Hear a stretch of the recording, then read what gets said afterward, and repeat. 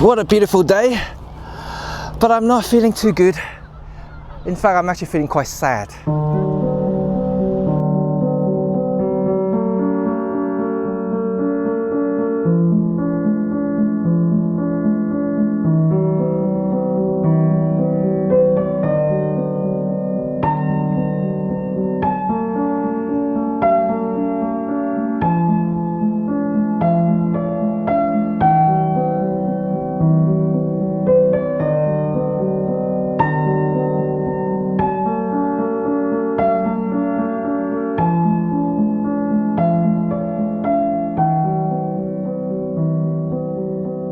Well, the reason I'm not feeling great despite the gorgeous weather, and yes, you know, for some reasons the sun is sticking around, and I'm not complaining in that sense, you know, because having the sun in London is almost like winning the lotteries.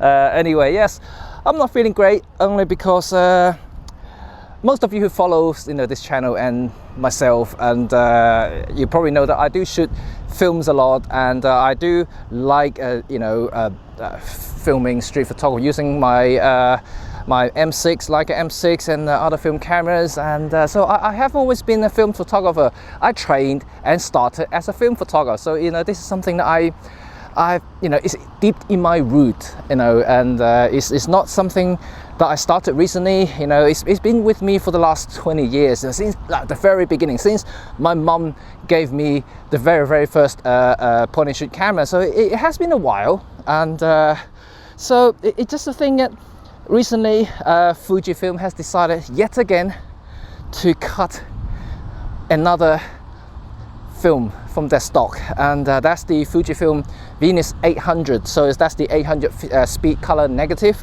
and they're also at the same time raising the prices of all the other negatives and positives by 30% starting from the end of this year, which is totally understandable because the production's number has gone down, the demand has gone down, and you know, despite all the hypes these days, and it's just never the same, you know, and so I'm quite disappointed, you know. I know, you know, there's still, you know, film photography is still kicking around, is still very popular amongst, you know, photographers, but it just, you have to look at the photography market as a general, you know, like I would easily or safely say that, you know, over 95% or maybe even 98% of photographers out there are now digital. You know, they may shoot film every now and then, but it's definitely not on a day-to-day basis. There are still the odd photographer here and there, you know, who really kind of using films exclusively. I don't even consider myself as a full-time film photographer anymore because my jobs and everything else makes digital more viable and more economical so that's the thing though. I'm still an advocate in film photography, analog photography in general. I'm a lomographer, I'm a Lomo Amigo in the UK, and I use the stuff, I tested their films, but this sort of announcement really struck me every single time, and yeah, it just feeling quite sad. Is this the end game in analog photography? Well, at least it starts, you know, and you know, there are so many videos out there over the past, I don't know, 5 years, 10 years even, talking about the end of analog photography, and but they have been quite resilient, you know, over the years, and but every time when I see these sort of news, I can't help but feel sad, you know, about the discontinuations about certain film stocks, and yeah, you're getting less and less choice now.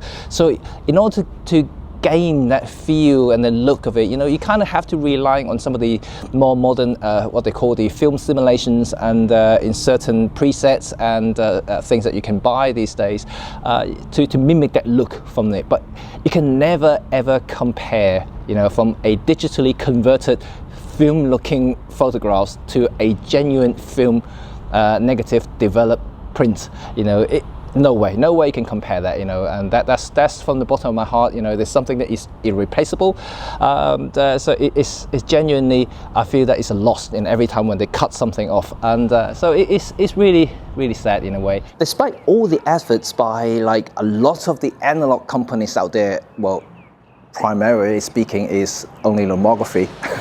And I know there are some other companies out there who are really pushing for analogs, and but lomography is by far, the biggest and the loudest analog communities around the world, and they have done a fantastic job, for keeping the analog photography alive. But you cannot help but even seeing what they have done in the last few years. They're starting to produce lenses, and that's a signal. That's a signal.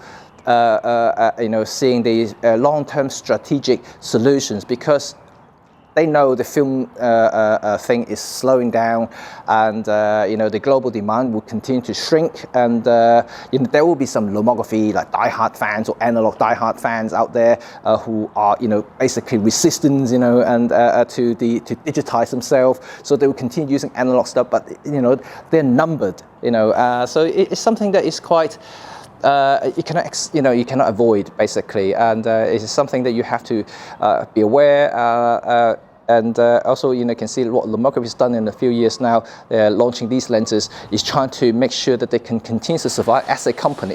Ultimately, they're still a business. They have to make profit to survive. So the only reason for them to continue is by looking at long term. And what happened if everything died? All the films died. And then, at least they still have products that will continue their legacy, like these vintage Russian lenses and things like that. So these will carry on. And some of the hardware is like instant photography. For the time being, instant photography is still there. But, if you look at some of the reports, you can also see that the instant market has also stagnant for the last year or so. So it's not growing. So everything kind of slowed down in the analog world, which is quite worrying. And but having said that, I still have a little bit of hope, and I know it will not die out completely, at least in my lifetime. And but like I mentioned, this is the beginning of the end game. It could be a long journey to the end, but yeah, it certainly is signaling that way anyway. Today is a pretty emotional day. I feel nostalgic. I feel emotional. Only because the analog has played a big part in my photographic journey since the beginning. Since my mom gave me the very first 35mm point and shoot cameras, and I saved my my lunch money in uni days, and for my very first SLRs, and then I trained and developed as a photographer from analog before I switched to digital. So analog has a big part in my roots, as a photographer. So I've always been supportive in the film community. That's why I love lomography so much, and I always talk to these guys. I love the products, and trying to be as supportive as I can. Even though I simply cannot shoot every single day now because the cost elements, and it doesn't make business sense.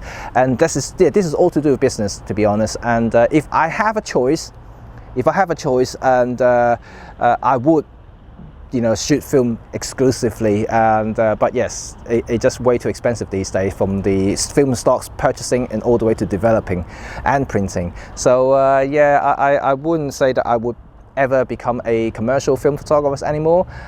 So this is it. So let me guys what you think about the whole analog thing and the analog photography. If you are one, if you have used films, and let me know what sort of thing you do, and what's your favorite film of all time, and that would be cool. Let me tell you what my favorite film, though. I might actually use it as a separate episode in the future. My favorite film, negative wise, is actually Fuji Reala 100. That's my favorite negative, which they discontinued a few years back now, and I still actually have quite a few rolls in my fridge. I'm keeping them. I don't know whether I'm going to use it again, but yes, I'm keeping them. Then in terms of portrait stuff, I do like Kodak Portra 400. That's brilliant films. I love the skin tone from that. And in terms of black and white, Ilford, is always the thing. Ilford HP5, XP2, and also of course the Kodak Tri-X, for street photography. So let me know what's your favorite films, and yeah, let's share and have a talk. And until next time, I guess I'm gonna say goodbye here. Yeah, not feeling too well to say much, but I'll see you again soon. Bye now. Bye.